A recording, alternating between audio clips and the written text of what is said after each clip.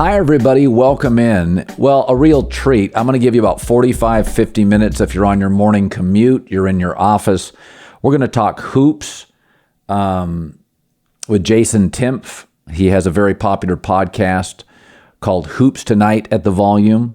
And so we chopped it up for about 45, 50 minutes on a variety of topics.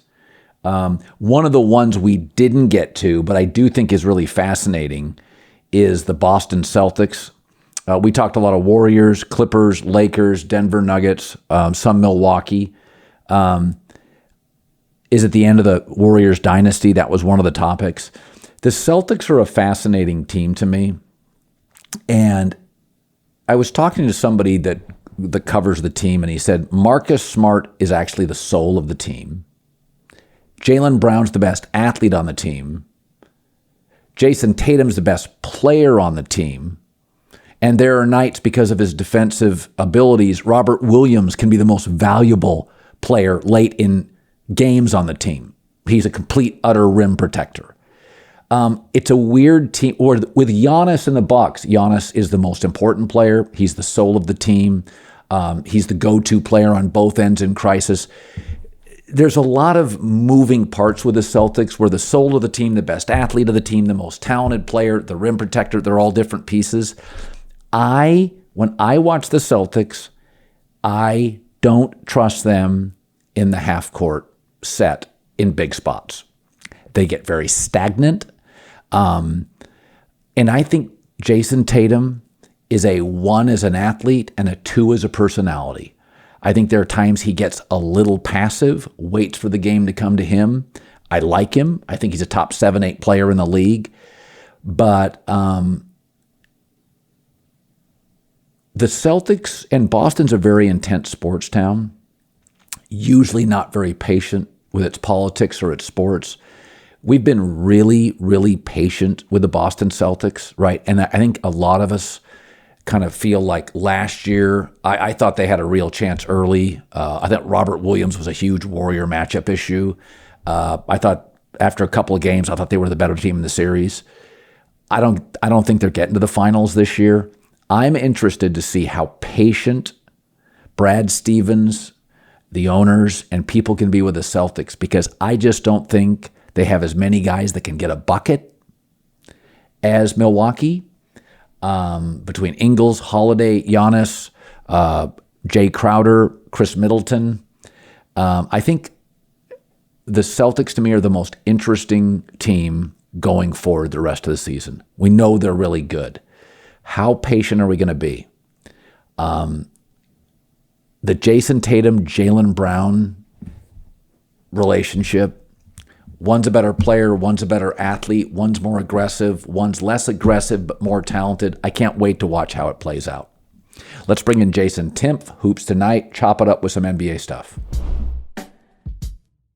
So, Colin, I this morning, as I was driving around town, was listening to your opening segment on The Herd, as I've done many times over the course of the last 10 years or so. And you were talking about LeBron James, and you had some interesting thoughts about just where he fits into the Lakers' long-term plans with this latest injury. So my question for you is, if the Lakers end up, let's just say they get into the play-in and then they put up a good fight against Denver, but they lose in 6 games, in large part because Anthony Davis and LeBron are a little bit out of rhythm.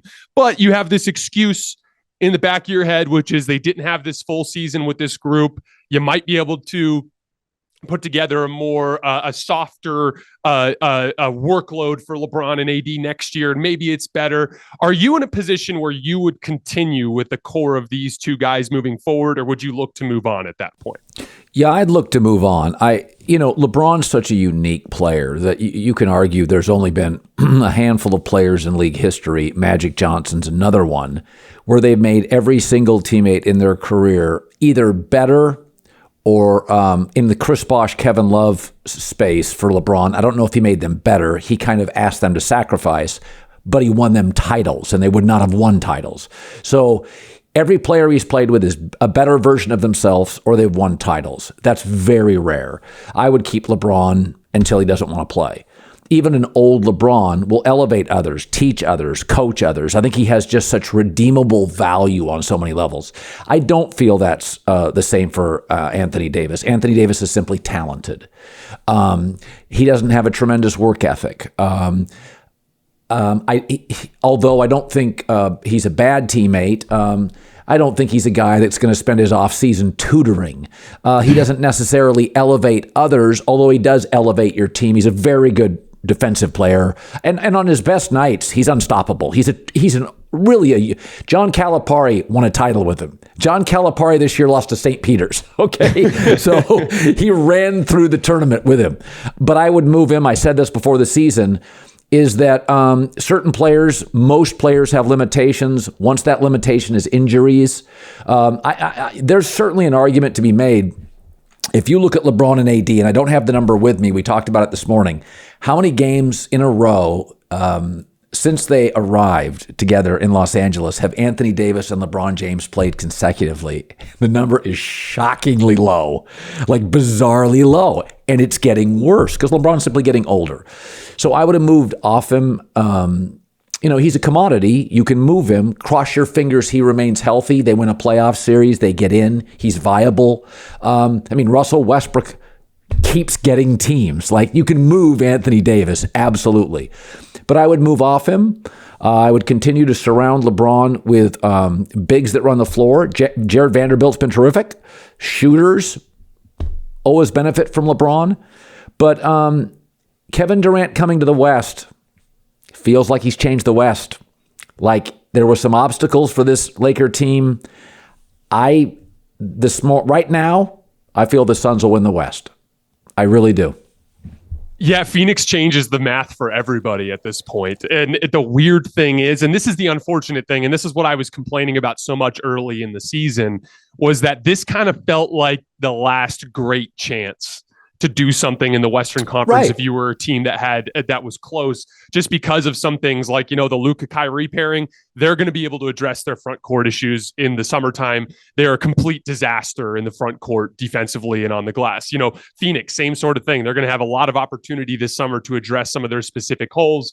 Like Golden State and the Lakers are kind of in this interesting position where they were close enough to make more of an all-in move. And I feel like specifically with the Lakers, they were even more aggressive at the trade deadline than I expected them to be. Yeah. But they paid a price for waiting as long as they did. And what's funny, like Shams Charania reported today that this specific foot injury for LeBron was one that he actually experienced in January.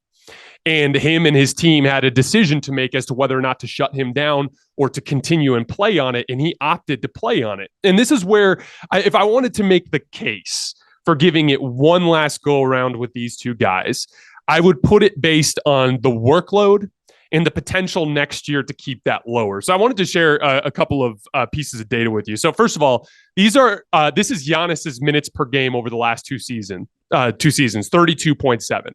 Steph Curry over the last two seasons, 34.5. Nikola Jokic over the last two seasons, 33.5. LeBron James over the last two seasons, 36.7 minutes per game. And in addition to that, he's had multiple extended stretches over the last 2 years where Anthony Davis has been hurt, and he's had to carry limited rosters by himself to float them in the standings, which he did this year, by the way. The only reason they still have a chance to make the play-in is because of the quality of basketball that LeBron played over the course of the end of December and January here in early February. He carried them to this point. So I guess the case that I would make is I'm a huge believer in the LeBron Anthony Davis ceiling. You saw what it looked like again on Sunday. When the two of those really hit the Jets, they can win rock fights and they can win with skill, which is such a unique capability of those two. That's why they have the high ceiling that they have. So the way I'd look at it is if Anthony Davis can finish this season healthy and playing at an MVP level, which he's got a golden opportunity here over the course of the next few weeks without LeBron to demonstrate that. If he demonstrates that, I look at it as next year, you might be able to limit their minutes, keep them both around 30 to 32 minutes per night, sit them out back-to-backs, and do all the little things that keep the workload lower to where you don't need them to carry as much as they've done over the last 2 years, which I think has directly led to the injuries that they've been dealing with. So I would give it one last chance if Anthony Davis finishes the year healthy. But Anthony Davis could not finish last year healthy. The year before that, he was awesome against the Suns for 2 games, and then he broke down again. If he breaks down again, I think then it enters a simple like risk reward proposition where it's foolish to plan your franchise around a star player in his 20s who literally cannot finish a season healthy. That when we presented that idea in our last show, a lot of people kind of framed it as we want to trade AD. No. We believe in what AD can do when he's healthy. He demonstrated that for us over the course of the last few games. It's the health. That's all it is. If he can't finish the season 3 years in a row in his late 20s, what makes you think that's going to get better in his 30s? That's just bad management at that point. It's bad planning. So I would say, regardless of what happens down the stretch here, as long as AD is healthy, I'd give it one more shot. But then, if they break down again at that point, then you have to start looking to move in a different direction. Well, it's also the NBA is in an interesting space where many of its best players that are the most dependable in the playoffs, Steph, KD, LeBron, AD, Embiid, can be brittle. Like many. So those are not dependable guys, but when they're good, they're great. And then we have these young players who just quite ready to Ja Morant, like Jamal Murray, is he ready? So I've got these young players who are very, very talented. The Brandon Ingrams, we're just waiting for them to, and it may never come, right? So the old guys, Chris Paul, Durant, guys we know can win playoff series, Steph Curry, Draymond, catalyst for a Warriors offense. The league's in an interesting space.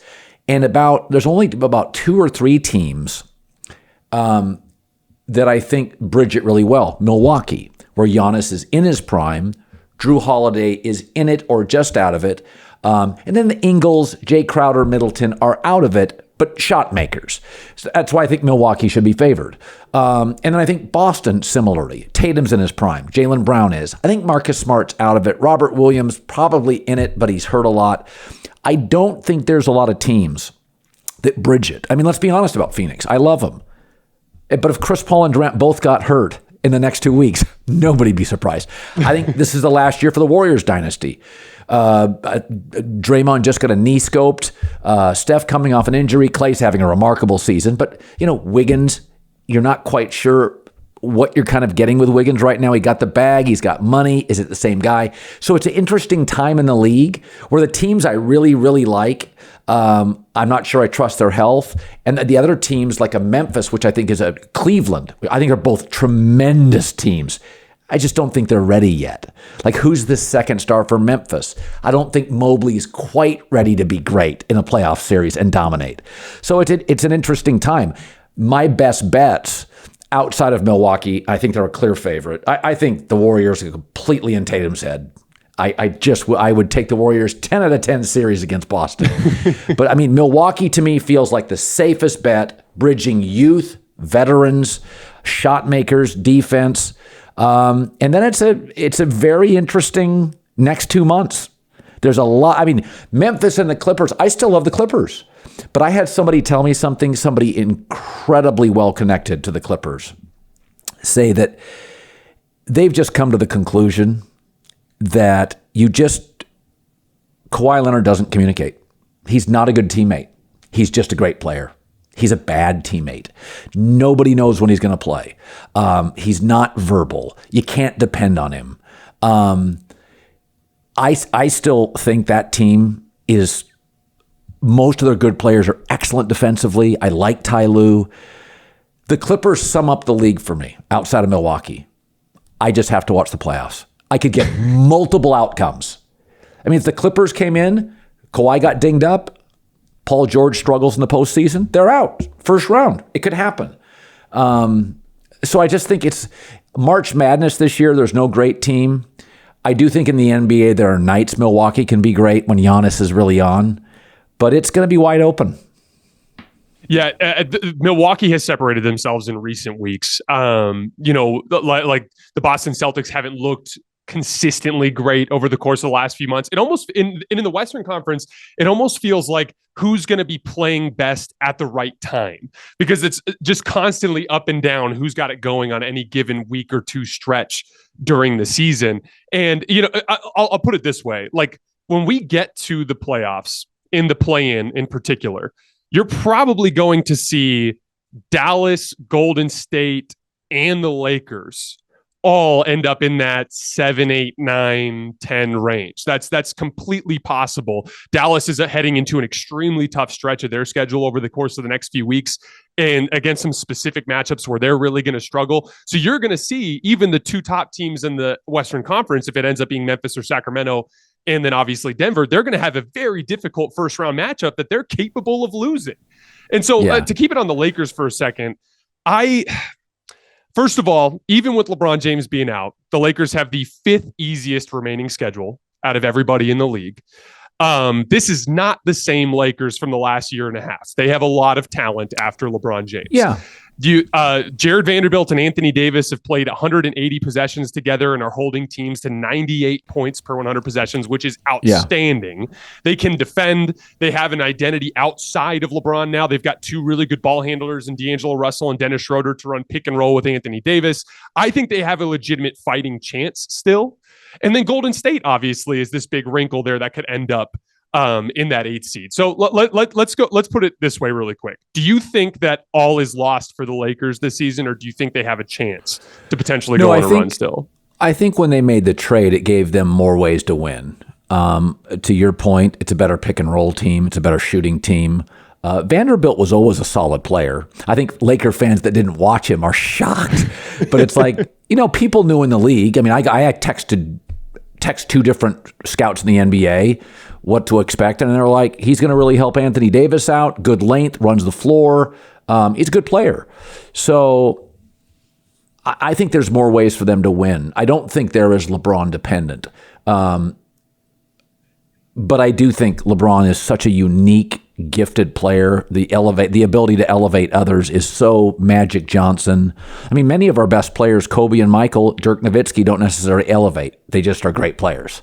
They're just fantastic individual scorers. I think Luka's got a lot of that, where Jalen Brunson explodes when he leaves, right? Like, you're like, Jalen Brunson's this good. Yeah, I mean, it's a very James Harden thing where you're in awe of his offensive efficiency, but he does take shots away because he has the ball all the time. So, I think they can win. I think the Memphis game's tough. I think it could be a little bit of a pit. They could be in trouble. But I think there's a lot of ways they can win. I think they're a better defensive team. On nights they shoot well. Is D'Angelo Russell playing tonight? I don't think he's going to play until Friday. That's the word as of right now, according to Ramona Shelburne, which is really unfortunate because like an ankle tweak like that, and he kept playing on it for like a minute after. Laker fans have to just be pounding their head against the wall just with the luck they've had with injuries here down the stretch of the season. But it's kind of been the story over the last 2 years. If the Lakers got to, let's just call it the 8th seed, and they were healthy, would you pick them over the Denver Nuggets, or would you pick Denver to win? If they were healthy, I'd pick the Lakers. Now, I do strongly believe in the Warriors culture. I was talking about this today. Like, I really like Miami in close games. I think they lead the NBA in 13 one bucket wins. I don't love, Bam and Jimmy Butler are very good players. Great coach, great defense, great crisis management, excellent situationally. They're kind of the opposite of the Sixers that are, Doc's not great situationally. They're sloppy. Last night they had like 20 turnovers. I don't trust Harden late in games, even though he's had a good season. There are these cultures of smart people. I think Miami is a less talented version of Golden State. In a 7-game series, they're just going to win more possessions. They're going to be better late in the shot clock, late in quarters, late in sets. So if Golden State is one of those play-in teams, that's my pick. I don't buy into Denver. I think, Jokic is going to probably win a third MVP. It's weird. There are players that I can really like in the regular season, but I don't trust them in the postseason. And there have been in my lifetime watching players that I love as scorers, but I don't love them as players. Zach LaVine's one. He's an explosive, dynamic player. I don't think he's a winning player. I don't think Westbrook's a winning player. I never thought John Wall was a winning player. I never thought Carmelo was a winning player. I just think they're great players. I don't trust Denver in the West, and I don't trust Philly in the East. So I think if LeBron and AD were healthy, I would have the two. I know Jokic will win the MVP, but I would have two players. I would have the best defensive player. I would have the best ball handler of those three is LeBron. The best physical presence is LeBron. The best defensive player is Anthony Davis. Jokic will win the MVP. So I think playoff basketball is about being great at stuff. Miami, great situationally, great coaching, great defense. That stuff wins. It's not about depth. It's not about plaques. It's not about MVPs.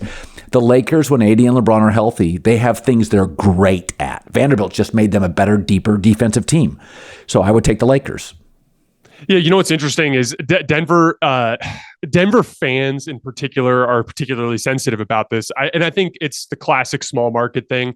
They've been kicking everybody's ass all year. I understand why they want a certain amount of respect and so on and so forth. And to be clear, I think Nikola Jokic is a good playoff player on the offensive end of the floor. He has demonstrated that. But you said playoffs are about what you're great at. They're also about what you're bad at.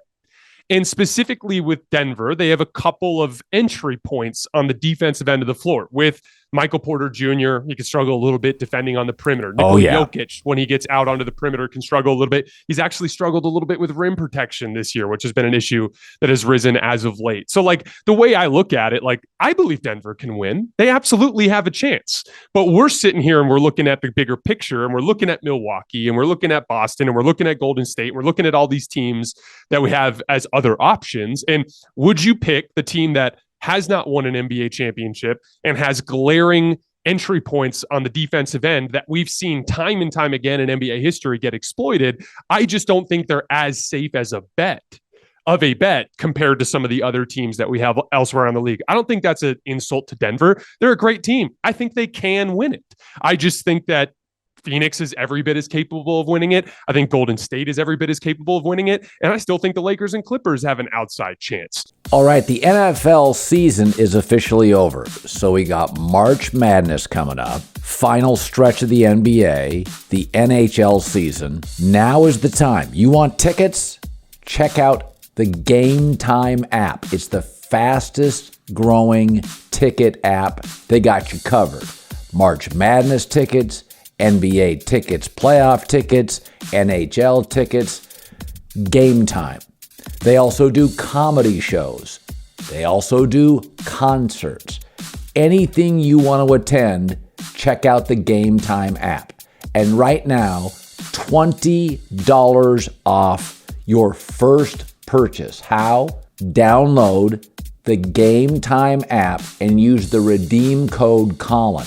Me, COLIN, $20 off your first tickets. Comedy, concerts, we got March Madness. You got to be at those games. NHL, NBA, final stretch run. The Game Time app, last minute tickets, lowest prices guaranteed. So we've had two games with Russell Westbrook in a Clippers jersey.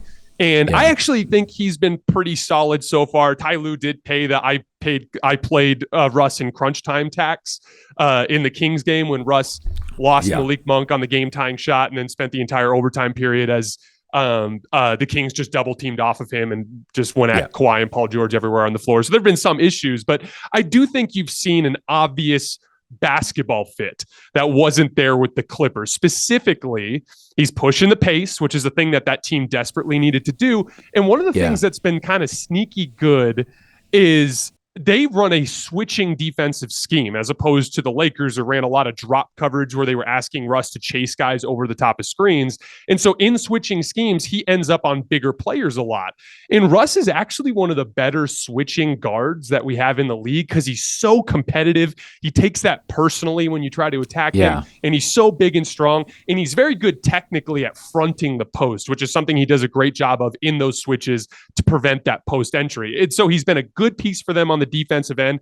And then one of the sneaky subplots here too is Kawhi and Paul George actually prefer to operate off the ball. They are like guys that are like, let me get to my spot, let me fight for position, then you throw it to me and I can go to work. So there's been kind of a natural offensive synergy there. The lineup data is a little skewed because Russ, unfortunately, that first shift against Denver, the Denver starters just beat the heck out of them for, I think they went up 24-8, which has kind of skewed the data. But I think it's been pretty good so far. So my question for you is, what have you thought so far about Westbrook in a Clippers jersey? I'm not a fan of Westbrook. I think if you can avoid using him in situational basketball late in the quarter, like a 3 minutes to go, I don't want him on the floor. But he's productive. He pushes the pace. He gives you great minutes. He gives you great energy. I mean, even with the Lakers, there were moments. Was it that Celtics game? There was a big Laker game I was watching, and he had a tip in at the basket, and he's just out of control, flies in it, tips it in, and I'm like, I remember that's game. Westbrook. In the regular season, not everybody brings energy. Not everybody is equally rested. You saw it last night. The Celtics were completely flat against the Knicks. First quarter, Tatum's awful. Brown's out. They're done. You know, it felt like a first round of the playoffs for New York at Madison Square. They just came out on fire. And so I think the Clippers, because Kawhi, I don't like when Kawhi, the offense runs around him. I'm a believer. He's way better off ball. And so I think Westbrook fits better. LeBron is so great with the ball. Kawhi's better off it. Paul's better off it. So I think he's a better fit. And again, 20 games left. You can get 30 minutes a night from him. Just get him out of spaces. It's in football. Some guys are great in the red zone. So, you know what I mean? There are third down backs. Right? Mm-hmm. They're not power backs. It's okay. Most athletes are, even the good ones, are situational. Jason Tatum is usually always good. That's very unique. So I think when you keep him out of those spaces, they've got a lot of depth. He's fine. But I thought when he came to the Lakers, I remember saying at the time, I think it can work. He can't play off ball. But LeBron and AD get hurt. He'll give him 34 minutes a night. And he had games. He had moments. Mm-hmm. But because of LeBron's ability to control the tempo and pace, he got in the way. I think there's going to be moments. He's exactly what they need. Give him the ball. Let him burn the tempo. Get up the floor. I'm a total believer in what you said. I think both Paul and Kawhi are terrific in the wing off the ball. Whenever the offense goes through Kawhi, it can be effective. Aesthetically, it doesn't look good. It feels like a struggle. Because Kawhi is so great, it can be effective. It never looks good. It always looks stilted. So, and I don't want a guy that plays only 3 out of 4 nights, doesn't play back-to-backs. I don't want him running my offense, right? I'd rather have him off ball. So I think Westbrook's okay for them. Just keep him out of a game with 4.5 minutes left if you're tied and it matters. And that's what Ty Lue did. They did not play him in crunch time against the Nuggets. Now, that game kind of swung, ironically, on Paul George, who's been one of their biggest issues in crunch time. He kind of co-opted things in OT and made a couple of crucial mistakes early in the period, and then the game was over just like that. I agree, though. Like, Kawhi Leonard's interesting. When you get him to his spots, it's like, navigate an off-ball screen and get a switch and then dump it to him in the post against Jamal Murray. That's as high percentage of possession as you'll find around the league. He's great in those situations. But when you start asking him to initiate offense from the perimeter with a live dribble, that's where things can get a little bit messier. This is my big concern with the Clippers call. And this is a wild stat for you. Did you know that they've lost 13 out of 15 games against the Denver Nuggets dating back to the bubble? That specific matchup is so in their head. The Nuggets in particular are very, very good at beating their switching scheme by getting the ball to Jokic in their spots, and there's a little bit of a mental advantage there, kind of like you've seen even with Boston and Golden State, like you've talked about. So that's kind of where the thing that severely limits the Clippers' chances of getting out of the Western Conference is you'll probably have to go through Denver, and I just don't think they can win. Their best bet is that someone like the Lakers or the Warriors ends up getting that 8th seed. It can knock the Nuggets out before they even have to see them. But that specific matchup is an issue for them. They just got to get everything clicking at the same time. Like right now, Kawhi's peaking. They're integrating Russ and it's going well, but Paul George is having some struggles and Norman Powell's starting to struggle a little bit. There's a bunch of like little pieces there that they just can't get aligned, but they're one of those teams just like the Lakers where it's like, if they're healthy and you catch them in the right matchup, they're capable of beating anybody. And that's just the Western Conference right now. Yeah. We tend to get impatient, but the Clippers, it wasn't long ago that we were celebrating Paul George and Kawhi playing together. And anytime anybody doubts them, my takeaway is, well, where's Boston's ring? I mean, this Boston group's been together 6 years now, and they got one finals appearance, and they kind of folded in this one, and nobody doubts the Celtics. So this is only the second year. Kawhi's a very unique personality. I had somebody very close to Kawhi and people around him. Kawhi is hard. He's hard on coaches. He's hard on teammates. He's nonverbal. Nobody knows when he's going to play. You don't know what kind of performance you're getting. So it's easy to be impatient, but Durant to the Warriors was different. Superstar enters winning culture with rings and momentum. I think the Clippers will be interesting. They struggled all last year with health. I thought they were going to play their way in and be interesting, and they didn't. They just didn't have enough chemistry. They felt a little bit last year like Brooklyn. You like the parts, but they never played together. So you get into the playoffs, and there's just no chemistry. I didn't think they had it last year. But I'm a buyer on the Clippers. I think they're the only team that matches up really well, not just well, but really well against Golden State. Well, yeah, that perimeter size gap between them and the Warriors and how small they are in the backcourt and on the wing, that's a significant issue. One of the things that's really glared for Golden State this season is just their overall lack of athleticism. And that it's just one of those things where they bet on that bench coming around for them, and it just didn't and became a problem for them. I have a feeling they're going to be pretty active in the next few weeks going after someone like Stanley Johnson or Nerlens Noel to bolster that, because Golden State's entering a little bit of a danger zone. Yeah. Oh no. I mean, I watched them. They played, was it Minnesota? I watched them the other night. When Looney goes to the bench, they're tiny. And by the way, Dante DiVincenzo, he's a really good fit for them. Mm-hmm. Peyton will be available in 6 weeks.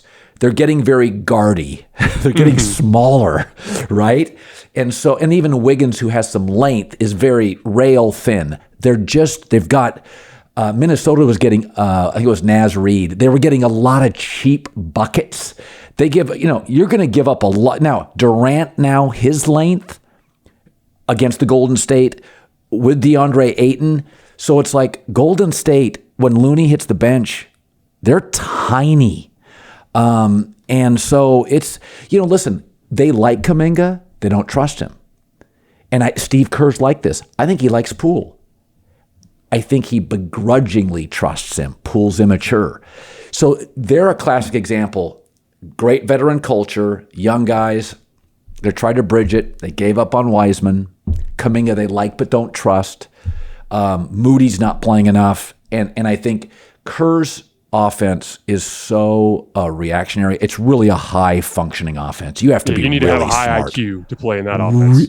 By the way, nothing against D'Angelo Russell. They couldn't get him out of town fast enough.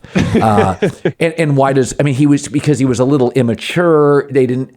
But Wiggins, considered a one talent, but a 2 or a 3 personality, really cerebral player, very sensitive guy, cerebral player. He picked it up immediately. Like, that worked.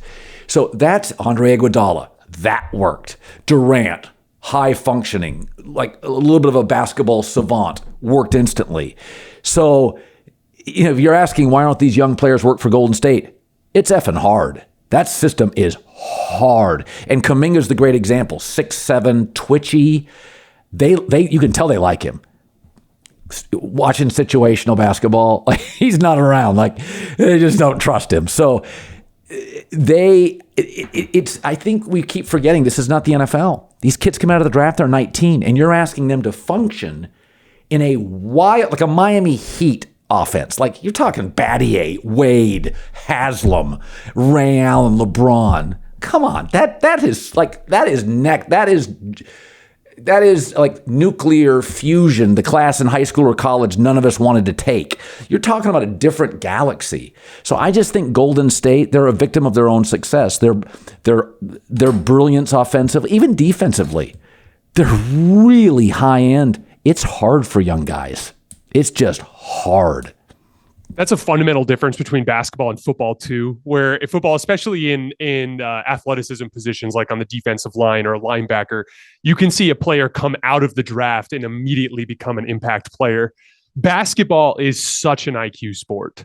And it's so skill heavy now, especially as it's gone more perimeter oriented. It's just extremely difficult for a young player to play winning basketball at the highest levels. It's one of the biggest reasons why that idea was flawed from the start, because you're banking on them like, hey, maybe when they're 21, 22, they'll figure it out.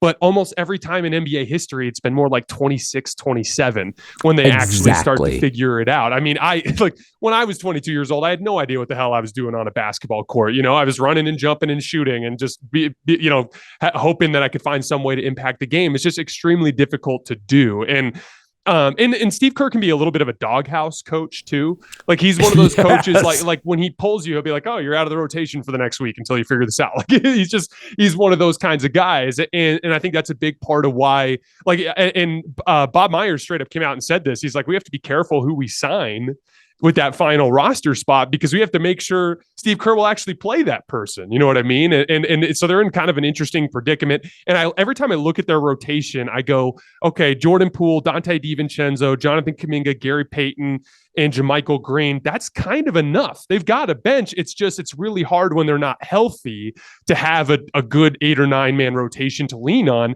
And when you have Wiggins, Draymond, and Steph all out of the rotation at the same time, that's your 3 best players. It's a miracle that they were able to win that game against Minnesota the other night, in large part because Klay Thompson went off. But they're in a situation where you trust the core so much, but you just haven't been able to get everyone available, and there's no depth there to carry them through the other stretches. Yeah, I mean, thank God Clay's had a great year. Clay's really played well. He's had a great year. His half-court shot creation has been a revelation this year, carrying the Warriors through these stretches, because he's always been such an off-ball player.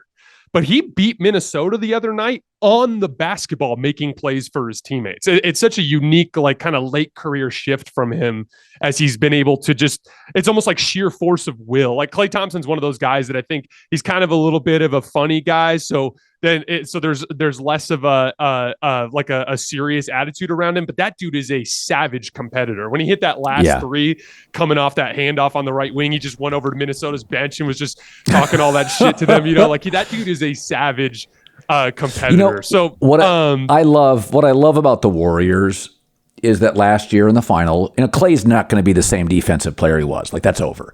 But he was really spotty last year in the playoffs. But Steph was great. Wiggins was a bit of a revelation. Jordan Poole, his minutes got reduced the farther they went, but he had his moments.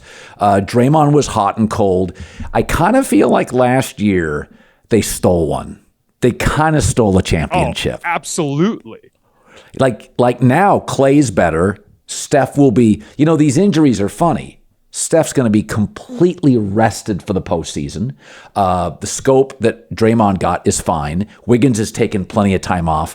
They're like this veteran baseball team that's rested a lot of their starting pitching. And here we go. We're going to start moving into September baseball. And you're like, oh, everybody's ready to go. I've been saying this all year. They're not the same defensive team. Poole doesn't really want to engage in it most nights. Steph is limited. Klay's not the same. I think that's why they brought Peyton back. They know what they're not. Mm-hmm. But man, situational, half-court basketball, a lot of those guys have played a lot of minutes together, Jason.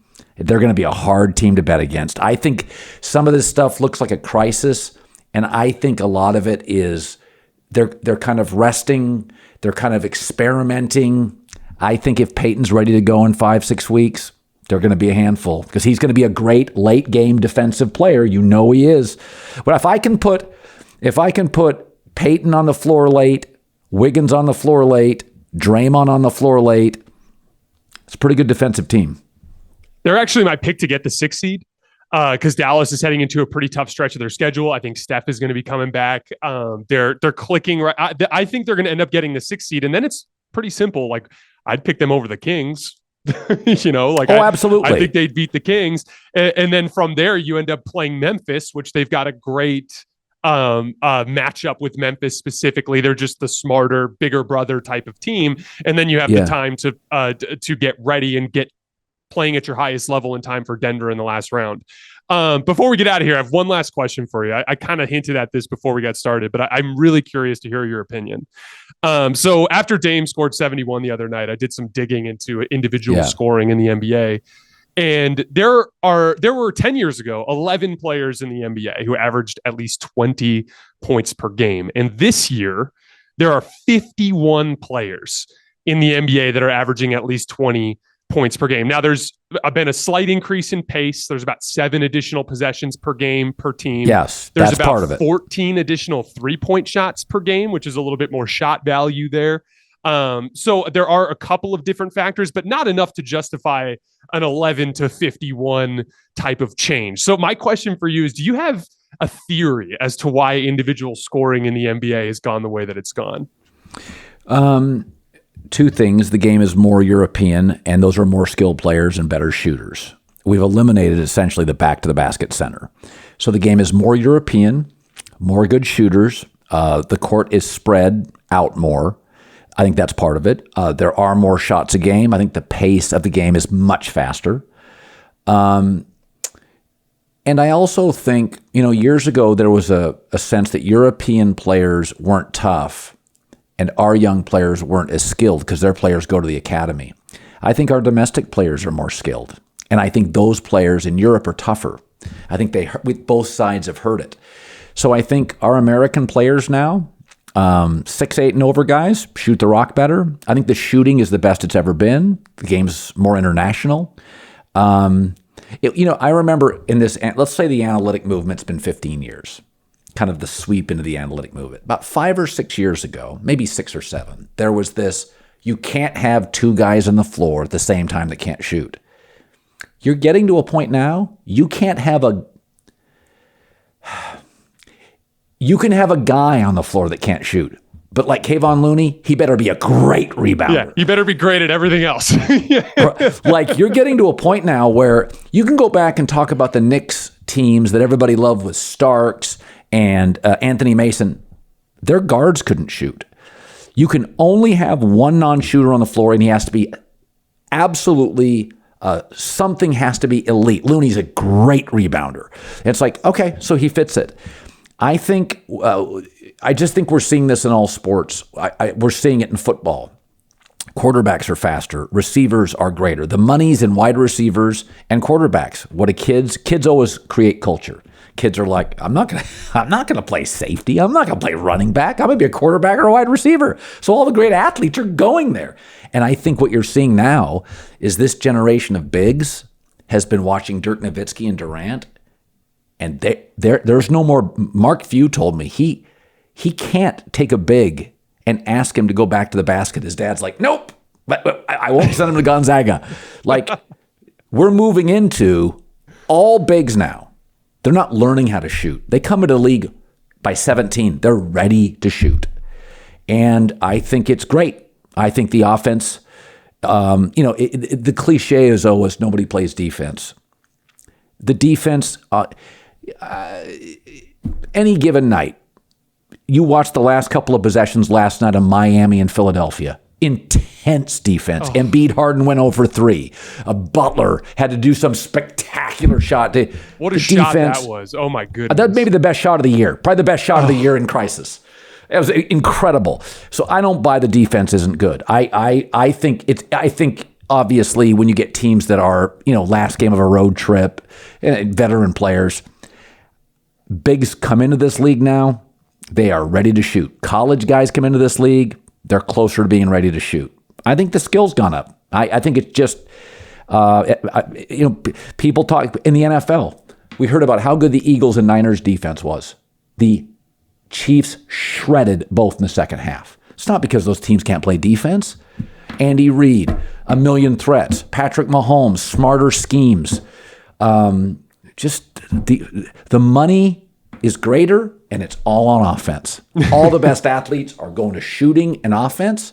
In basketball, they're going to passing and catching in football, and we've never seen anything like it. And there are teams in the NFL that have 4 legitimate receivers. I mean, I can remember growing up where your running back was your star. You didn't have a star receiver. It's like, I look at how these guys now, 6'11", 6'10", this kid that's coming in, this Wembanyama, what's his Victor Wembanyama, yeah. His skill level's insane. He'll get pushed around. Even Chet Holmgren. Come on. I mean, he's like I watched his highlights when he was 17. I'm like, he's like a 27-year-old 15, 20 years ago. His skill level's so high. That's the new basketball. Yeah, pull-up shooting in particular is the main driver, in my opinion, because like when you get to your muscle memory, and I've leaned a lot on this stuff as I've gotten older because I'm a taller player and I always could shoot, but now I can actually dribble unlike I did when I was younger. And like when you get to your spot and you get into your rhythm and your muscle memory, the defense doesn't matter anymore.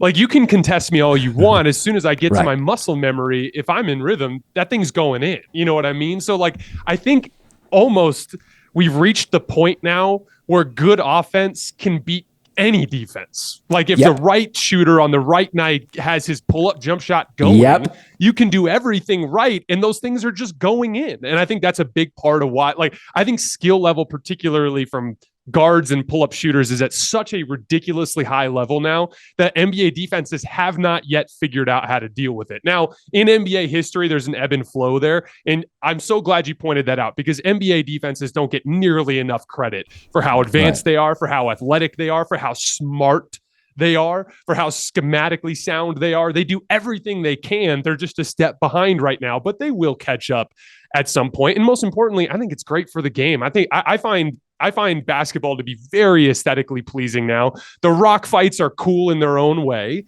but every game was a rock fight 15 years ago, and that's not as fun as what we see now with the type of skill level that's on display around the court. But I think, by the way, just in general, Milwaukee and Boston still play great defense. Miami plays great defense. The Clippers play great defense. Memphis can be very good defensively. This idea, we all know this. When everybody's equally rested and I get to face the same offense 7 games in a row, watch the defense have... I mean, it's hard, Jason. You fly into town. It's high altitude. It's Denver. Your guys are weary. 2 guys are banged up. They drop 136 and you're like, there's too many guys. Now I get 2 nights rest. It's the 4th night of seeing Jamal Murray and Michael Porter. The defense, it did it last year. Cleveland, by the way, plays pretty good defense. You're going to see defense win series. It'll be, the Knicks will potentially win a series. It'll be defense. They have limitations offensively. So everybody bails on defense. I watched the end of that Sixers Heat game, and I'm like, that last 4 minutes, that was real defense. Well, and look at what the Lakers did to the Mavericks on Sunday. Same type of deal. They just locked in at the end of the game, and 2 outstanding offensive players couldn't make a shot down the stretch of that game. It's just the way the league has gone. And I do think it's interesting though, because it's been an interesting shift.